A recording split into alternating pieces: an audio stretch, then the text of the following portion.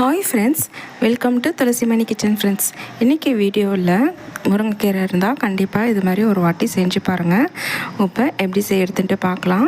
First ஒரு வானிலையில் 3 spoon கிட்ட எண்ணெய் சேர்த்துட்டு அதில் 1/2 ஸ்பூன் கடுகு, 1/4 ஸ்பூன் வெந்தயம் சேர்த்துட்டு சின்ன வெங்காயம் ஒரு கைப்பிடி அளவுக்கு சேர்த்து கொஞ்சம் கருவேப்பிலை சேர்த்து நல்லா வதக்கிக்கிறேன்.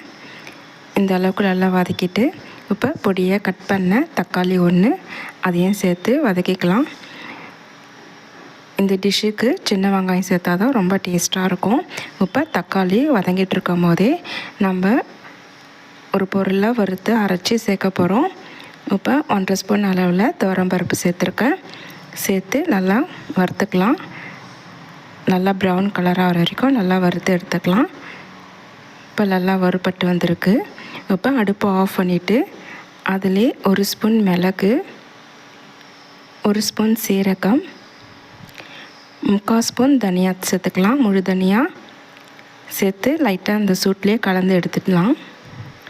எடுத்து நைஸாக பவுட்ரு மாதிரி அரைச்சி அப்படியே வச்சுக்கலாம். இப்போ மிக்ஸி ஜாரில் ஒரு பேஸ்ட் மாதிரி அரைச்சிக்க போகிறோம். ஒரு கைப்பிடி அளவுக்கு தேங்காய் சேர்த்துருக்கேன்.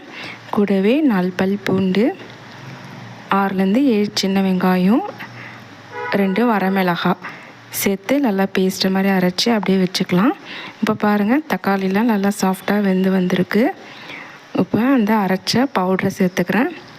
துவரம்பருப்பு, மிளகு, சீரகம், முழு தனியா அந்த பவுடரை சேர்த்துட்டு லைட்டாக வதக்கிட்டு ஒரு 1/2 கிளாஸ் அளவில் தண்ணி சேர்த்துக்கிறேன். அடி பிடிக்காமல் இருக்கிறதுக்காக ஒரு 1/2 கிளாஸ் கிட்ட தண்ணி சேர்த்து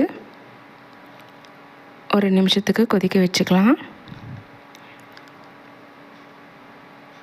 இப்போ அரைச்ச அந்த தேங்காய் விழுதியும் சேர்த்துக்கலாம்.